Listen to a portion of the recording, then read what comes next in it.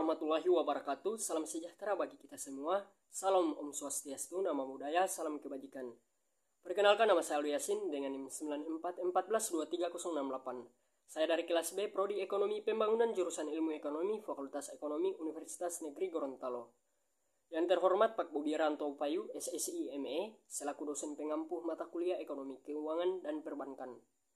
Baik, dalam video ini saya akan memaparkan yaitu saham, obligasi, dan reksadana. Saham adalah instrumen investasi yang menunjukkan kepemilikan seseorang atau badan usaha dalam suatu perusahaan. Ketika seseorang membeli saham, mereka secara efektif membeli sebagian kecil dari perusahaan tersebut, yang memberikan hak atas pendapatan dan aset perusahaan, serta hak untuk berpartisipasi dalam rapat umum pemegang saham atau RUPS. Selanjutnya, fungsi dan kerja saham. Perusahaan menerbitkan saham untuk mengumpulkan dana yang diperlukan untuk mengembangkan bisnis, seperti membangun pabrik baru atau meluncurkan produk baru. Dana yang diperoleh dari penjualan saham ini digunakan untuk berbagai keperluan operasional dan investasi. Selanjutnya, harga saham berfluktuasi berdasarkan permintaan dan penawaran di pasar. Jika banyak orang yang ingin membeli saham suatu perusahaan, harga saham tersebut akan naik. Sebaliknya, jika banyak yang ingin menjual, harganya akan turun.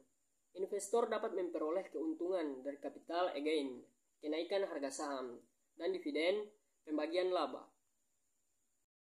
Selanjutnya, keuntungan dan risiko investasi saham. Investasi saham memiliki potensi keuntungan yang tinggi, tetapi juga disertai risiko yang signifikan. Keuntungan dapat diperoleh melalui peningkatan nilai saham dan pembagian dividen, sementara risiko termasuk kemungkinan kehilangan modal jika nilai saham turun. Selanjutnya, saham juga menawarkan fleksibilitas dalam investasi, karena dapat dibeli dengan modal awal yang relatif kecil dan diperdagangkan di Bursa Efek Indonesia (BEI) serta platform perdagangan lainnya. Selanjutnya, secara keseluruhan, investasi saham merupakan pilihan menarik bagi individu yang ingin berpartisipasi dalam pertumbuhan perusahaan dan mendapatkan imbal hasil dari investasi mereka. Meskipun penting untuk memahami risiko yang terlibat sebelum berinvestasi. Selanjutnya, keuntungan dan risiko saham. Keuntungan investasi saham.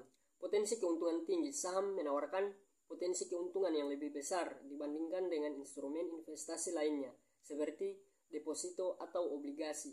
Investor dapat memperoleh capital gain dari kenaikan harga saham serta dividen dari keuntungan perusahaan yang dibagikan kepada pemegang saham. Yang berikut, perlindungan terhadap inflasi. Saham cenderung memberikan imbal hasil yang lebih tinggi dibandingkan dengan inflasi, sehingga membantu menjaga nilai real investasi. Dalam jangka panjang, saham dapat mengalahkan inflasi dan memberikan pertumbuhan nilai. Selanjutnya, likuiditas tinggi. Saham merupakan aset yang likuid, sehingga mudah untuk diperjualbelikan di pasar bursa. Investor dapat dengan cepat membeli atau menjual saham sesuai kebutuhan, memungkinkan akses cepat terhadap dana. Selanjutnya, risiko investasi saham. Yang berikut, risiko capital loss. Salah satu risiko utama adalah kemungkinan mengalami capital loss, yaitu kerugian yang terjadi ketika harga jual saham lebih rendah dari harga beli. Fluktuasi pasar dapat menyebabkan nilai saham turun. Yang berikut, risiko likuiditas. Meskipun saham umumnya likuid, ada kalanya saham tertentu sulit untuk dijual tanpa mempengaruhi harga pasar. Hal ini bisa terjadi pada saham dengan volume perdagangan rendah. Yang berikut, risiko tidak mendapatkan dividen. Perusahaan tidak selalu membagikan dividen, terutama jika kinerjanya buruk atau merugi. Ini bisa menjadi kerugian bagi investor yang mengandalkan pendapatan dari dividen. Selanjutnya, kesimpulan. Saham menawarkan peluang keuntungan yang besar tetapi juga mengandung risiko yang tinggi. Oleh karena itu, pemahaman yang mendalam dan strategi yang tepat sangat diperlukan sebelum berinvestasi di pasar saham. Obligasi. Obligasi adalah surat utang yang diterbitkan oleh perusahaan, pemerintah, atau lembaga lainnya untuk mendapatkan dana dari investor. Ketika seseorang membeli obligasi, mereka pada dasarnya meminjamkan uang kepada penerbit obligasi tersebut. Sebagai imbalannya, penerbit obligasi berjanji untuk membayar kembali pokok utang pada saat jatuh tempo, ditambah bunga secara berkala selama jangka waktu obligasi. Selanjutnya, pengertian dan cara obligasi. Surat utang.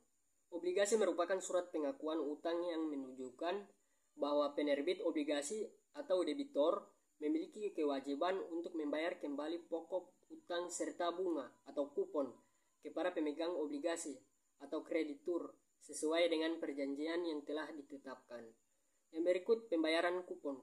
Bunga yang dibayarkan kepada pemegang obligasi dikenal sebagai kupon. Pembayaran kupon biasanya dilakukan secara periodik seperti setiap 6 bulan atau setahun sekali. Tingkat bunga ini bisa bersifat tetap fixed rate atau mengambang floating rate tergantung pada jenis obligasinya. Yang berikut jatuh tempo. Obligasi memiliki periode jatuh tempo yang bervariasi, biasanya berkisar antara 1 tahun hingga puluhan tahun. Pada saat jatuh tempo, penerbit obligasi akan mengembalikan pokok utang kepada pemegang obligasi.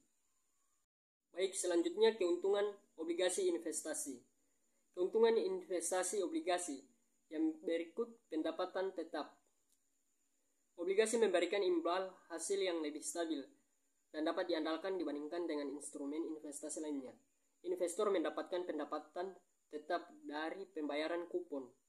Yang berikut resiko lebih rendah, khususnya obligasi pemerintah. Investasi ini dianggap lebih aman dibandingkan saham, sehingga cocok untuk investor pemula. Yang berikut diversifikasi portofolio. Menambahkan obligasi ke dalam portofolio investasi dapat membantu mengurangi risiko keseluruhan dan meningkatkan stabilitas. Selanjutnya kesimpulan. Obligasi adalah surat utang yang diterbitkan oleh pemerintah, perusahaan, atau institusi lain untuk mengumpulkan dana dari investor. Dalam obligasi, penerbit berkomitmen untuk membayar kembali pokok utang beserta bunga atau kupon pada waktu jatuh tempo yang telah ditentukan. Selanjutnya reksadana. Reksadana adalah instrumen investasi yang berfungsi sebagai wadah untuk menghimpun dana dari masyarakat pemodal yang kemungkinan dikelola oleh manajer investasi untuk diinvestasikan dalam berbagai jenis surat berharga seperti saham, obligasi, dan instrumen pasar uang. Menurut Otoritas Jasa Keuangan atau OJK, reksadana memungkinkan para investor, baik individu maupun institusi, untuk berinvestasi secara kolektif dengan risiko yang lebih terkelola. Selanjutnya, jenis-jenis reksadana. Reksadana dibagi menjadi beberapa jenis berdasarkan karakteristik dan instrumen investasi yang digunakan. Yang pertama yaitu reksadana pasar uang. Menginvestasikan dana dalam instrumen pasar uang seperti deposito dan sertifikat Bank Indonesia atau SBI dengan jatuh tempo kurang dari 1 tahun. Ini memiliki risiko rendah dan likuiditas tinggi. Yang berikut reksadana pendapatan tetap. Sebagian besar dana diinvestasikan dalam obligasi atau surat utang, cocok untuk investor yang mencari pendapatan tetap dengan risiko lebih rendah dibandingkan dengan reksadana saham. Yang berikut reksadana saham. Investasi dilakukan pada saham-saham yang terdaftar di Bursa Efek, menawarkan potensi keuntungan tinggi tetapi juga diinvestasikan risiko yang lebih tinggi. Selanjutnya cara kerja reksadana. Proses kerja reksadana melibatkan beberapa pihak. Yang pertama yaitu manajer investasi, bertanggung jawab untuk mengelola dana yang dihimpun dan menginvestasikannya ke dalam portofolio efek.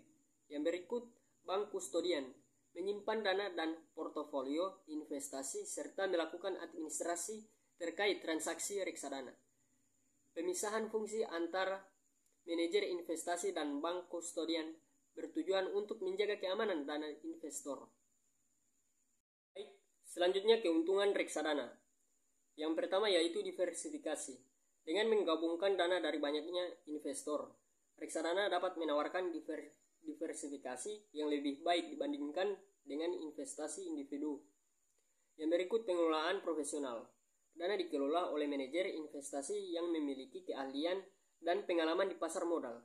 Yang berikut aksesibilitas. Reksadana memungkinkan investor kecil untuk berpartisipasi dalam pasar modal tanpa memerlukan pengetahuan mendalam atau waktu untuk mengelola investasi mereka sendiri. Selanjutnya kesimpulan. Reksadana adalah instrumen investasi yang berfungsi sebagai wadah untuk mengumpulkan dana dari masyarakat pemodal yang kemungkinan dikelola oleh manajer investasi untuk diinvestasikan dalam berbagai jenis aset seperti saham, obligasi, atau instrumen pasar uang. Reksadana menawarkan kemudahan bagi investor, terutama bagi mereka yang tidak memiliki waktu atau keahlian untuk mengelola investasi secara langsung. Baik, hanya itu pemaparan presentasi dari saya. Jika ada salah kata, mohon dimaafkan. Wabillahi taufik wal hidayah. Wassalamualaikum warahmatullahi wabarakatuh.